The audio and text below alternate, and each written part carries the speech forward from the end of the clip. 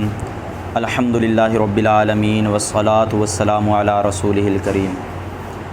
علامہ جامی رحمۃ اللہ تعالی علیہ آپ نے فرمایا اعلم ان کلام المصنف رحمہ اللہ ظاہر۔ یہاں سے علامہ جامی رحمۃ اللہ تعالی علیہ آپ صاحب کافیہ اور صاحب مفصل کے درمیان کلام میں جو اختلاف ہے اس کو بیان کر رہے ہیں، اور وہ یہ ہے کہ علامہ ابن حاجب صاحب کافیہ رحمہ اللہ ان کے نزدیک ضربت زیدن قائما یہ پورا کا پورا کلام ہے، جبکہ صاحب مفصل کے نزدیک ضربت زیدن قائما یہ پورا کلام نہیں بلکہ ضربت یہ کلام ہے اور زیدن قائما یہ کلام کے متعلقات سے ہے، یہ کلام کے متعلقات سے ہے۔ سائل یہ سوال کرتا ہے کہ آپ کے پاس کیا دلیل ہے کہ آپ نے کہا کہ ضربت زیدن قائما یہ پورا مصنف کے نزدیک کلام ہے، یعنی علامہ ابن حاجب کے نزدیک، اور صاحب مفصل کے نزدیک یہ پورا کلام نہیں ہے؟ اس کا جواب یہ ہے کہ بھئی صاحب مفصل نے جو کلام کی تعریف کی ہے وہ یہ ہے الکلام هو المرکب من کلمتین اسندت احداہما الی الاخری۔ کلام وہ ہے جو دو کلموں سے مرکب ہو، ایسے دو کلمے جن میں سے ایک کی دوسرے کی طرف نسبت کی گئی ہو۔ یہاں پہ صاحب مفصل نے مبتدا اور خبر کے درمیان ضمیر فصل کو ذکر کیا، یعنی الکلام مبتدا ہے اور المرکب اس کی خبر ہے، اور جب ضمیر فصل آ جائے تو وہ مسند الیہ کا مسند میں حصر کر دیتی ہے۔ تو یہاں پہ مسند الیہ یعنی مبتدا کا مسند میں حصر ہو گیا۔ اب کیا مطلب بنا کہ کلام دو کلموں سے ہی مرکب ہوتا ہے، کلام دو کلموں سے ہی مرکب ہوتا ہے۔ تو جب کلام دو کلموں سے ہی مرکب ہوتا ہے تو ضربت یہ کلام ہے اور زیدن قائما یہ صاحب مفصل کے نزدیک کلام نہیں ہے، کیونکہ یہ دو کلموں سے زائد کلمے بنتے ہیں۔ اور جو علامہ ابن حاجب رحمہ اللہ آپ نے کلام کی تعریف کی وہ یہ ہے الکلام ما تضمن کلمتین بالاسناد،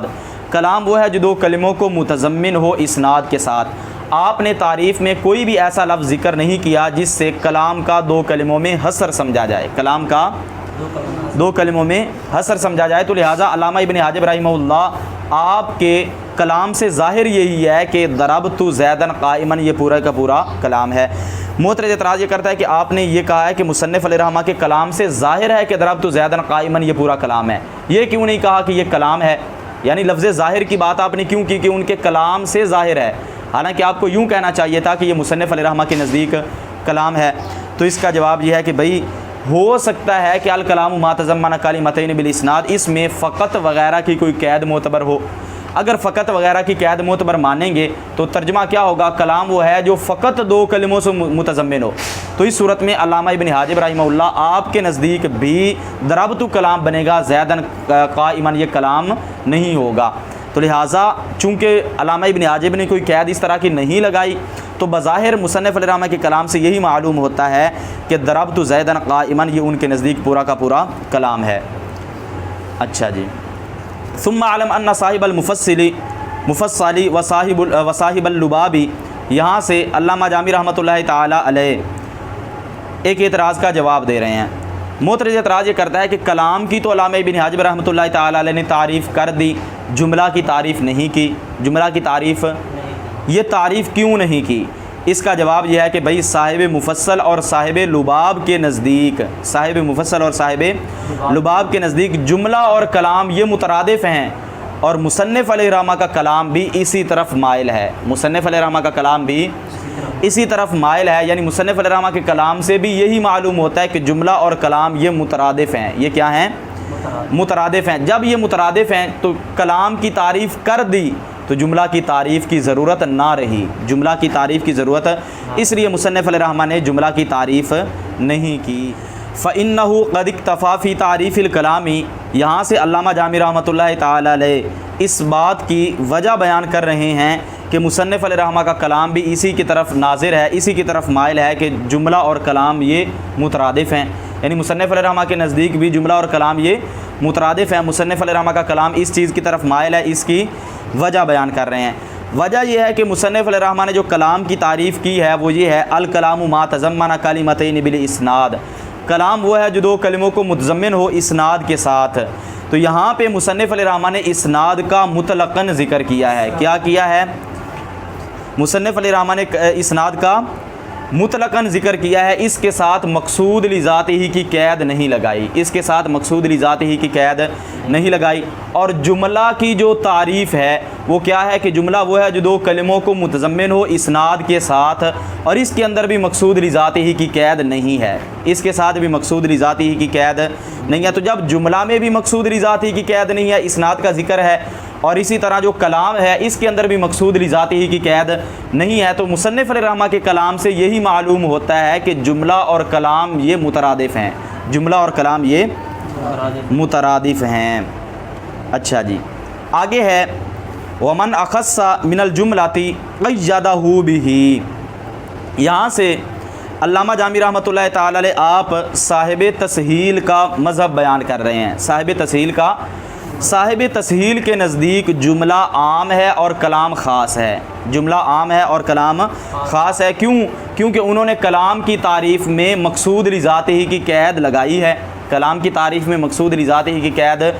لگائی ہے کہ اسناد سے مراد وہ اسناد ہے جو مقصود لذاتی ہو۔ اب جملہ کی کیا تعریف ہے کہ وہ جو دو کلموں کو متضمن ہو اسناد کے ساتھ، وہ اسناد مقصود لذاتی ہی ہو یا نہ ہو، یہ عام ہو گیا۔ اور کلام وہ ہے جو دو کلموں کو متضمن ہو اسناد کے ساتھ اور وہ اسناد مقصود لذاتی ہی ہو۔ اب جب مقصود لذاتی ہی کی جو قید ہے صاحب تسہیل کے نزدیک، تو اس کے مطابق کلام خاص ہے اور جملہ عام ہے، کلام خاص ہے اور جملہ عام ہے۔ لہٰذا جب کلام کو خاص مانے صاحب تسہیل کے مذہب پر اور جملہ کو عام مانے، تو اس وقت جملہ جو ہے وہ ان جملوں خبریوں پر سچا آئے گا جو خبر بنتے ہیں یا صفت بنتے ہیں، اور کلام ان پر سچا نہیں آئے گا، کلام ان پر سچا۔ مثال کے طور پر جاءنی زیدن، آیا جاءنی رجل ابوہ عالم، آیا میرے پاس ایسا شخص جس کا باپ عالم ہے، جس کا باپ عالم ہے۔ اب یہاں پہ جو ابوہ عالم، یہ جو رجل کی صفت بن رہا ہے، تو یہ کیا ہے؟ جملہ تو ہے لیکن یہ کلام نہیں ہے، جملہ تو ہے یہ کلام کیونکہ اس میں علم کا اسناد باپ کی طرف کیا جا رہا ہے، لیکن یہ اسناد مقصود لذاتی ہی، اصل جو اسناد ہے وہ ہے مرد کی طرف آنے کا اسناد کرنا، مرد کی طرف آنے کی نسبت کرنا، یہ اسناد مقصود لذاتی ہے۔ تو جاءنی رجل یہ تو کلام بھی ہے اور جملہ بھی ہے، لیکن جو آگے ہے نا ابوہ عالم جو کہ صفت بن رہا ہے، یہ کیا ہے؟ یہ جملہ تو ہے لیکن کلام نہیں۔ کیوں جملہ کیوں ہے؟ کیونکہ اس کے اندر اسناد ہے، اور آگے وہ اسناد مقصودی لذاتی ہی ہو یا نہ ہو، اس کی طرف توجہ کرنے کی ہمیں ضرورت نہیں ہے۔ اور کلام یہ کیوں نہیں ہے؟ کیونکہ اس کے اندر اسناد تو ہے، یعنی علم کا ابو کی طرف اسناد تو ہے، لیکن یہ اسناد مقصود لذاتی ہی نہیں ہے، یہ اسناد مقصود لذاتی ہی، یہ انہوں نے بیان کر دیا کہ باخلاف کلام کے کہ جو جملہ خبریہ خبر واقع ہو یا صفت واقع ہو۔ اور نیچے انہوں نے 2 نمبر حاشیے میں اس کے تحت لکھا ہے، کہتے ہیں کہ حین اذا قید الاسناد فی تعریف الکلام، کہ جب اسناد کی قید لگائی جائے کلام کی تعریف میں بکونہ مقصودا لذاتی ہی، اس کے مقصود لذاتی ہی ہونے کے ساتھ، یصدق الجملۃ علی الجملۃ الواقعۃ وصفا او خبرا او قسما او شرطا، تو جملہ اس جملے پر سچا آئے گا جو وصف واقع ہو یا خبر واقع ہو یا قسم واقع ہو یا شرط واقع ہو، مما لا یکون الاسناد فیہ مقصودا لذاتی، اس میں سے کہ جس میں اسناد مقصود لذاتی نہ ہو، بخلاف الکلام، بخلاف کلام کے، فإنہ لا یصدق علی مثل ذلک، کیونکہ کلام ان پر سچا نہیں آتا، کیونکہ ان کے اندر اسناد مقصود لذاتی نہیں ہوتا، اور کلام کے اندر اسناد جو ہوتا ہے وہ مقصود لذاتی ہی ہوتا ہے۔ تو لہٰذا اس سے کلام اور جملے کے درمیان جو فرق ہے وہ بالکل واضح ہو گیا۔ وفی بعض الحواشی ان المراد، یہاں سے علامہ جامی رحمۃ اللہ تعالی علیہ فاضل ہندی کا قول پیش کر رہے ہیں، ان کا مذہب پیش کر رہے ہیں۔ فاضل ہندی یہ کہتے ہیں کہ جو مصنف علیہ الرحمہ نے کلام کی تعریف کی ہے نا کہ الکلام ما تضمن کلمتین بالاسناد، کلام وہ ہے جو دو کلموں کو متضمن ہو اسناد کے ساتھ، تو اس اسناد سے مراد ہی مقصود لذاتی ہی ہے، اس اسناد سے مراد مقصود لذاتی ہی ہے۔ اب ان پر سوال ہوتا ہے کہ بھئی آپ نے یہ کیسے کہہ لیا، مصنف نے تو یہ قید نہیں لگائی، آپ یہ قید کیسے لگا سکتے ہیں؟ تو اس کا جواب یہ ہے کہ بھئی ایک قاعدہ ہے کہ المطلق اذا اطلق یراد به الفرد الکامل، کہ جب مطلق بولا جائے تو اس سے فرد کامل مراد ہوتا ہے، اور فرد کامل وہ اسناد ہے جو مقصود لذات ہی ہوتا ہے، وہ اسناد ہے جو کہ مقصود لذات ہی۔ لہذا مصنف علیہ رحمہ کے کلام میں یعنی یہ جو فاضل ہندی ہیں ان کے مطابق جو اسناد ہے اس سے مراد وہ اسناد ہے جو کہ مقصود لذات ہی ہے۔ اگر یہ بات مان لی جائے تو اس صورت میں مصنف علیہ رحمہ کے نزدیک بھی کلام خاص ہوگا اور جملہ عام ہوگا، کیونکہ جملے میں اسناد کا ذکر ہے وہ مقصود لذات ہی ہو یا نہ ہو، جبکہ فاضل ہندی کے مطابق مصنف علیہ رحمہ کے جب اسناد سے ہم نے مقصود لذات ہی مراد لے لیا تو یہ خاص بن گیا۔ یہ کیا بن گیا؟ کیونکہ اس سے مراد وہ اسناد ہے جو مقصود لذات ہی ہو۔ ولا يتأتى أي لا يحصل، یہاں سے علامہ جامی رحمۃ اللہ تعالی علیہ ایک اعتراض کا جواب دیتے ہیں۔ معترض اعتراض یہ کرتا ہے کہ لا يتأتى یہ اس کا معنی ہوتا ہے آنا، کہ مطلب کیا ترجمہ کیا بنے گا؟ کلام نہیں آتا۔ حالانکہ آنا یہ تو ذی روح کا کام ہوتا ہے، آتا وہ ہے جس کے اندر روح ہوتی ہے، اور کلام، جملے، کلمات ان کے اندر تو روح نہیں ہوتی۔ تو اس کا جواب یہ ہے کہ بھئی یہاں پہ اس کا مجازی معنی ہے وہ ہے لا یحصل، کہ کلام حاصل نہیں ہوتا الا فی اسمین، مگر دو اسموں میں۔ ایل کلام یہاں سے غرض شارع علیہ الرحمہ اس میں اشارہ کا مشار الیہ بیان کرنا ہے کہ ذالک اس میں اشارہ کا مشار الیہ کون ہے؟ کلام۔ الا فی ضمن اسمین، یہاں سے لفظ ضمن سے علامہ جامی رحمۃ اللہ علیہ ایک اعتراض کا جواب دے رہے ہیں۔ معترض اعتراض یہ کرتا ہے کہ فی سے پہلے ہے ذالک اور اس کا مشار الیہ کون ہے؟ کلام، ٹھیک ہے نا؟ تو یوں سمجھے کہ فی سے پہلے کیا ہو گیا؟ کلام، یہ ہے مظروف، اور فی کا ما بعد ہے اسمین و اسم و فعل، یہ کیا ہو گیا؟ ظرف، اور ظرف اور مظروف کے درمیان مغایرت ہوتی ہے، یعنی یہ ایک ظرف اور ہوتا ہے مظروف اور ہوتا ہے، جبکہ یہاں پہ ظرف اور مظروف کے درمیان اتحاد ہے۔ وہ کس طرح کہ جب ذالکہ سے مراد کلام ہے جو کہ فی سے پہلے ہے، اور اس مین سے مراد کلام دو اسموں میں حاصل ہوتا ہے، اور دو اسموں سے مراد بھی وہ جب دو اسم ہوں گے تو وہ بھی تو کلام بن جائے گا، اور اسی طرح جب ایک اسم اور ایک فعل ہوگا تو وہ بھی کلام بن جائے گا۔ اب کیا مطلب بنے گا کہ الکلام فی الکلام، کیونکہ اس مین اور اسم و فعل ان سے مراد کیا ہے؟ کلام، وہ بھی تو کلام ہی ہوتے ہیں، اور ذالکہ سے مراد بھی کلام۔ کیا مطلب بن جائے گا کہ کلام میں یہ تو ظرف اور مظروف کے درمیان جو ہے وہ مغایرت نہیں بلکہ اتحاد لازم آ رہا ہے، ان کا اتحاد لازم آ رہا ہے۔ تو اس کا جواب یہ ہے کہ بھئی اس مین سے پہلے لفظ ضمن محذوف ہے، جب ضمن کا لفظ بول دیا تو اب ترجمہ یوں بنے گا کہ کلام دو اسموں کے ضمن میں حاصل ہوتا ہے، دو اسموں کے، اس صورت میں ظرف اور مظروف کے درمیان ان کا اتحاد لازم نہیں آتا۔ تو اس کا انہوں نے 3 نمبر حاشیے میں بھی لکھا ہے کہ فلا یلزم اتحاد الظرف والمظروف، ظرف اور مظروف کا اتحاد لازم نہیں آتا۔ وفی بعض النسخ، یہاں سے علامہ جامی رحمۃ اللہ علیہ کی غرض قافیہ کے نسخوں کے میں اختلاف کو بیان کرنا ہے، کہ قافیہ کے بعض نسخوں میں تو عبارت ہے اسم و فعل، یعنی اسم پہلے اور فعل بعد میں ہے، جس طرح کہ ہم بھی جو نسخہ پڑھ رہے ہیں، لیکن قافیہ کے بعض نسخوں کے اندر یہ آتا ہے کہ فعل و اسم، یعنی فعل کا لفظ پہلے اور اسم کا لفظ بعد میں ہے، اس کو یہاں پہ انہوں نے بیان کر دیا۔ اچھا جی، فإن الترکیب الثنائی العقلی بین الاقسام الثلاثۃ یرتقی الی 6 اقسام ثلاثۃ، یہاں سے علامہ جامی رحمۃ اللہ تعالی علیہ آپ ایک اعتراض کو ایک یہاں سے لے کر آگے وہ جو ہے نا فالمسند مفقود، یہ تقریباً کوئی بنتی ہیں 7-8 لائنیں، یہاں تک علامہ جامی رحمۃ اللہ تعالی علیہ ایک اعتراض کا جواب دے رہے ہیں۔ معترض اعتراض یہ کرتا ہے کہ کلام میں کل 6 عقلی احتمال ہیں، کلام میں کل یعنی یا تو 2 اسموں سے حاصل ہوگا، یا 2 فعلوں سے حاصل ہوگا، یا 2 حرفوں سے حاصل ہوگا۔ اب یہ ایک جنس، اب مختلف جنس کی طرف آ جائیں، یا ایک اسم اور ایک فعل سے حاصل ہوگا، یا ایک اسم اور ایک حرف سے حاصل ہوگا، یا ایک فعل اور ایک حرف سے حاصل ہوگا۔ کلام میں یہ جو عقل میں احتمالات ہیں وہ کتنے ہیں؟ 6، جبکہ آپ کے نزدیک آپ نے ابھی کہا ہے کہ کلام یا تو 2 اسموں سے حاصل ہوگا یا ایک اسم اور ایک، تو بقیہ 4 صورتوں میں کلام حاصل کیوں نہیں ہوتا؟ بقیہ 4 قسموں سے کلام حاصل کیوں نہیں ہوتا؟ اس کا جواب یہ ہے کہ بھائی کلام کے لیے وَمِنَ الْبَيِّنِ أَنَّ الْكَلَامَ لَا يَحْصُلُ بِدُونِ الْإِسْنَادِ، یہاں سے جواب ہے کہ کلام کے لیے اسناد کا ہونا ضروری ہے، اور اسناد کے لیے مسند اور مسند الیہ کا ہونا ضروری ہے، اور مسند اور مسند الیہ یا تو 2 اسموں میں ثابت پائے جاتے ہیں یا ایک اسم اور ایک فعل میں پائے جاتے ہیں، یعنی 2 اسم کھڑے ہوں وہ وہاں پہ بھی مسند اور مسند الیہ آ سکتا ہے، یا ایک فعل اور ایک اسم ہو تو وہ بھی مسند اور مسند الیہ بن سکتے ہیں، اور جو باقی 4 اقسام ہیں ان میں مسند اور مسند الیہ ایک جگہ پر جمع نہیں ہو سکتے، اس لیے ان 4 قسموں سے کلام بھی حاصل نہیں ہوتا۔ ان 4 قسموں سے کلام حاصل وہ کیوں نہیں ہوتا، اس کی آگے صراحتاً وجہ بیان کر رہے ہیں۔ کہتے ہیں کہ باقی 4 اقسام تو ان میں کلام حاصل کیوں نہیں ہوتا، کہتے ہیں ففی الحرف والحرف، حرف اور حرف میں، یعنی 2 حرفوں سے کلام کیوں نہیں حاصل ہوتا، کہتے ہیں کہ کلاہما مفقودان، حرف اور حرف میں دونوں چیزیں ہی مفقود ہیں، یعنی جب 2 حرفوں کی بات آئے گی تو مسند بھی نہیں ہوگا، مسند الیہ بھی نہیں ہوگا، کیوں؟ کیونکہ حرف نہ مسند بنتا ہے اور نہ مسند الیہ بنتا ہے۔ اور اسی طرح وہ فی الفعل والفعل، اور فعل اور فعل میں، یعنی 2 فعلوں سے بھی کلام حاصل نہیں ہوتا۔ یہ جو پیچھے ترکیب ثنائی عقلیہ ہے نا، ترکیب ثنائی کا مطلب ہے وہ یعنی 2 کلموں کو ملانا، 2 کلموں کو جب ہم 2 کلموں کو ملائیں تو وہ عقلی طور پر یا 2 فعلوں کو ملائیں گے یا 2 اسموں کو یا 2 حرفوں کو ملائیں گے، وہ جو پیچھے آیا۔ اچھا جی، اب جو ہم بات بیان کر رہے ہیں کہ جو باقی 4 اقسام ہیں ان میں کیوں نہیں حاصل ہوتا، 2 حرفوں سے اس لیے نہیں حاصل ہوتا، کلاہما مفقودان، کے حرف نہ مسند ہوتا ہے نہ مسند الیہ ہوتا ہے، تو یہاں پہ مسند بھی مفقود ہے اور مسند الیہ بھی مفقود ہے۔ اچھا جی، اور 2 فعلوں سے کیوں نہیں حاصل ہوتا، اور اسی طرح 1 فعل اور 1 حرف سے کیوں نہیں حاصل ہوتا، کیونکہ اس صورت میں مسند الیہ مفقود ہے، کہ جب 2 فعل ہوں گے وہ تو مسند بن سکتے ہیں، مسند الیہ تو مسند الیہ تو مفقود ہو جائے گا۔ اسی طرح جب 1 فعل اور 1 حرف ہوگا، فعل تو چلو مسند بن جائے گا،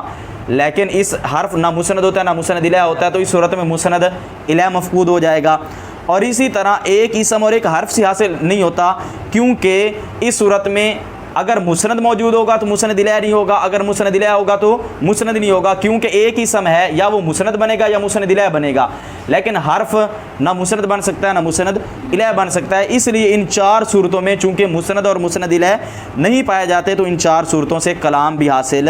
نہیں ہوتا۔ وَنَحْوُ یا زید، یہاں سے آخر عبارت تک یعنی سبق کے آخر تک علامہ جامی رحمۃ اللہ علیہ ایک اعتراض کا جواب دے رہے ہیں۔ معترض اعتراض یہ کرتا ہے کہ ابھی آپ نے کہا ہے کہ کلام 1 حرف اور 1 اسم سے حاصل نہیں ہوتا، آئیے ہم آپ کو ایک ایسی مثال دکھاتے ہیں جہاں سے کلام 1 اسم اور 1 حرف سے حاصل ہو رہا ہے، جس طرح کہ یا زیدو، جس طرح کہ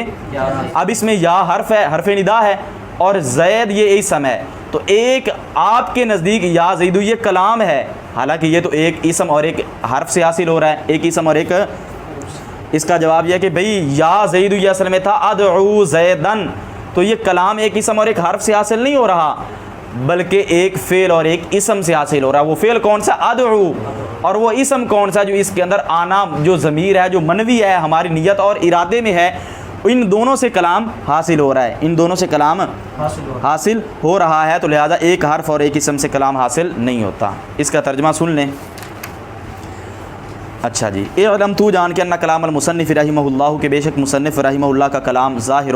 فی ان، اس بات میں ظاہر ہے کہ بے شک نحو ضربت زیدن قائما، کہ بے شک ضربت زیدن قائما کی مثل بمجموعہ، اپنے مجموعہ کے ساتھ کلام ہے، بخلاف کلامی صاحب المفصل، بخلاف صاحب مفصل کے کلام کے، حیث قال، کیونکہ انہوں نے کہا الکلام هو المرکب، کلام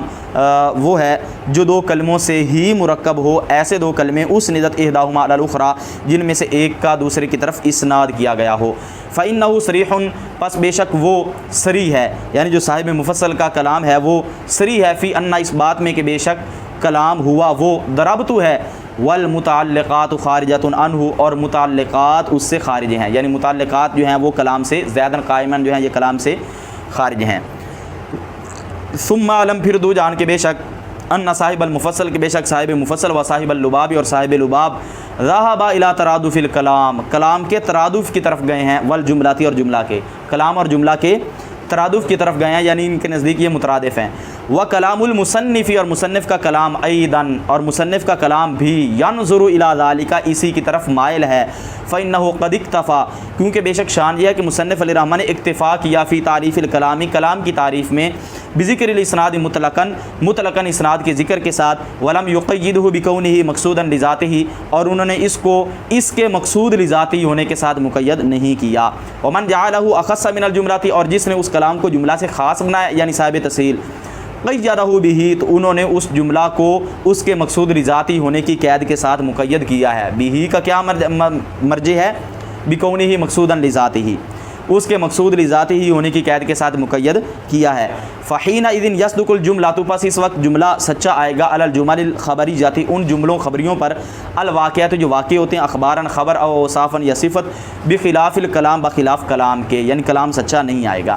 کیونکہ وہ ان کے اندر اسناد مقصود لذاتی ہی نہیں ہے۔ وفی بعض الحواشی، اور بعض حواشی میں یعنی فاضل ہندی کے نزدیک یہ ہے کہ ان المراد بالاسناد، کہ بے شک اسناد سے مراد ہوا الاسناد المقصود لذاتی ہی، وہ ایسا اسناد ہے جو مقصود لذاتی ہے۔ وحین اذن یکون الکلام عند المصنف، اور اس وقت کلام ہوگا مصنف کے نزدیک بھی اخص من الجملات، جملہ سے خاص، یعنی اگر فاضل ہندی کی بات مان لی جائے کہ وہ کلام سے مراد وہ کلام ہے جس میں اسناد مقصود لذاتی ہو، تو پھر یہ کلام مصنف کے نزدیک بھی خاص ہوگا، اور چونکہ جملے کے اندر یہ شرط نہیں ہے تو وہ عام ہوگا۔ ولا یتعطا ای لا یحصل، اور وہ نہیں حاصل ہوتا ای الکلام یعنی کلام، الا فی ضمن اسمین، مگر دو اسموں کے ضمن میں، ایسے دو اسم، احدہما مسند، جن میں سے ایک مسند ہو، والآخر مسند الیہ، اور دوسرا مسند الیہ ہو، او فی ضمن اسم، یا ایک اسم کے ضمن میں ایسا اسم مسند الیہ جو مسند الیہ ہو، وفعل، اور ایسا فعل مسند جو کہ، اور ایک فعل کے ضمن میں ایسا فعل مسند جو کہ مسند ہو۔ وفی بعض النسخ، اور بعض نسخوں میں او فعل و اسم ہے، او فعل و اسم، فإن ترکیب ثنائی العقلیہ، کیونکہ بے شک عقلی طور پر دو کلموں کو ملانا، بین الاقسام الثلاثہ، تین کلموں کے درمیان، یرتقی الی ستۃ اقسام ثلاثۃ، الی ستۃ اقسام، 6 قسموں کی طرف ترقی کرتا ہے، کہ دو کلمے جو بھی ہوں آپ جب ان کو ملائیں گے تو 6 بنیں گے، یعنی دو فعلوں کو ملائیں گے، یا دو اسموں کو، یا 2 حرفوں کو، اسی طرح یہ کتنے بنتے ہیں؟ ٹوٹل 6 کلمات بنتے ہیں۔ وثلاثۃ منہا، اور ان میں سے 3 من جنسین، 2 جنسوں سے ہیں، وہ کون؟ اچھا جی، پہلے ایک جنس والی بات ہے کہ ثلاثۃ منہا، ان میں سے 3 من جنس واحد، ایک جنس سے ہیں، اسم و فعل، یعنی ایک اسم اور ایک فعل، فعل و فعل، ایک فعل اور فعل، حرف و حرف، اور حرف اور حرف۔ وثلاثۃ منہا، اور ان میں سے 3 من جنسین، 2 جنسوں سے ہیں، اسم و فعل، ایک اسم اور ایک فعل، اسم و فعل، اسم اور حرف، فعل و حرف، فعل اور حرف۔ ومن البیجینی، اور ظاہر ہے کہ ان الکلام، کہ بے شک کلام، لا یحصل، نہیں حاصل ہوتا، بدون الاسناد، اسناد کے بغیر، والاسناد لا بد لہ، اور اسناد ضروری ہے اس اسناد کے لیے، من مسند و مسند الیہ و مسند الیہ، مسند اور مسند الیہ کا ہونا، وہما لا یتحققان، اور وہ دونوں متحقق نہیں ہوتے، الا فی اسمین، مگر 2 اسموں میں، او فی اسم و فعل، یا ایک اسم اور ایک فعل میں۔ واما الاقسام الاربعۃ الباقیۃ، اور بہرحال باقی 4 اقسام، ففی الحرف والحرف، پس حرف اور حرف میں، کلاہما مفقودان، وہ دونوں مفقود ہیں، یعنی مسند اور مسند الیہ۔ وفی الفعل والفعل، وفی الفعل والحرف، اور فعل اور فعل میں، اور فعل اور حرف میں، مسند الیہ مفقود ہے۔ وفی الاسم والحرف، اور اسم اور حرف میں، احدہما مفقود، ان میں سے ایک مفقود ہے۔ فإن الاسم، کیونکہ بے شک اسم، ان کانا مسندن، اگر وہ مسند ہو، فالمسند الیہ مفقود، تو مسند الیہ مفقود ہے، وان کانا مسندن الیہ، اور اگر وہ اسم مسند الیہ ہو، فالمسند مفقود، تو مسند مفقود ہے۔ ونحو یا زید، اور یا زید کی مثل، بتقدیر ادعو زیدن، ادعو زیدن کی تقدیر کے ساتھ، فلم یکن من ترکیب الحرف والاسم، پس یہ حرف اور اسم کی ترکیب سے نہیں ہے، یعنی حرف اور اسم سے یہ کلام مرکب نہیں ہے، بل من ترکیب الفعل والاسم، بلکہ فعل اور اس اسم کی ترکیب سے ہے، الذی هو المنوی، وہ جو منوی ہے، فی ادعو، ادعو میں، وہوا آنا، اور وہ کون ہے؟ آنا ہے۔